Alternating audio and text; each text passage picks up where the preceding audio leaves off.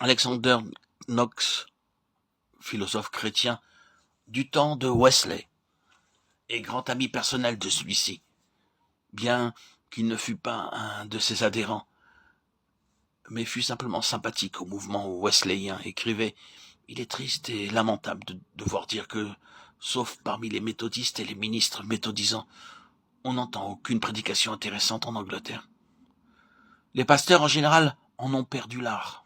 Il y a, je le crois, dans les grandes lois morales, une entente secrète, comme pour les affinités de la chimie entre les vérités de la religion, quand elles sont proclamées comme il faut, et les sentiments les plus profonds du cœur humain.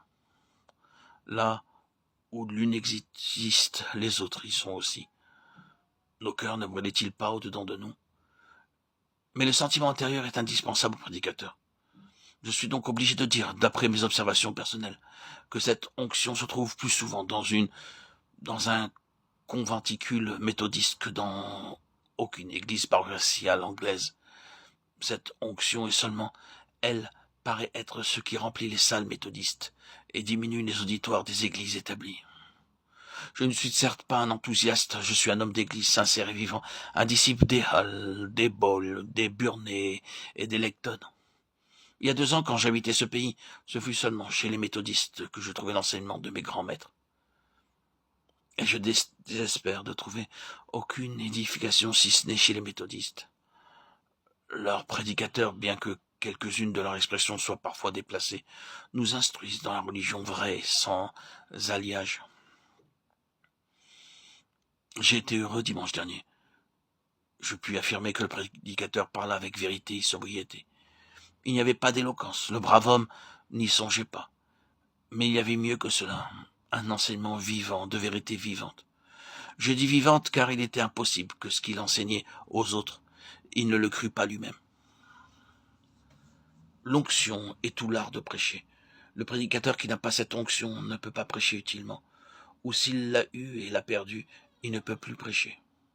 Quelque don qu'il possède, le talent de faire de beaux sermons, l'éloquence, le talent de bien penser, de captiver son auditoire, tout cela n'empêche qu'il a perdu l'art divin de prêcher.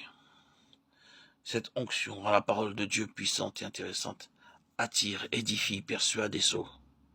Elle rend vivante la vérité divine qui, sans elle, est vide, légère et a une odeur de mort. Une prédication peut être pleine de vérité, de pensée étincelante, de rhétorique logique dans toutes ses parties et pleine de sérieux. Mais si elle n'est remplie d'onction, ses issues sont la mort et non la vie. Monsieur Spurgeon déclare « Je me demande combien de temps nous nous fatiguerons inutilement avant de pouvoir faire comprendre ce que c'est que l'onction dans la prédication. Et cependant, celui qui prêche sent sa présence dans son discours. Et celui qui écoute se rend compte si elle est ou n'est pas dans la prédication. Samarie affamée est le type d'un discours sans onction. Jérusalem avec ses repas plantureux, pleins de moelle, peut représenter un sermon plein d'onction. Chacun connaît une matinée de printemps qui nous permet d'admirer une perle brillante posée sur chaque brin d'herbe, mais qui peut la décrire, encore moins la créer. Il en est de même du mystère de l'onction. Nous la connaissons, mais nous ne pouvons la décrire aux autres. Il est aussi facile qu'insensé de vouloir la parodier.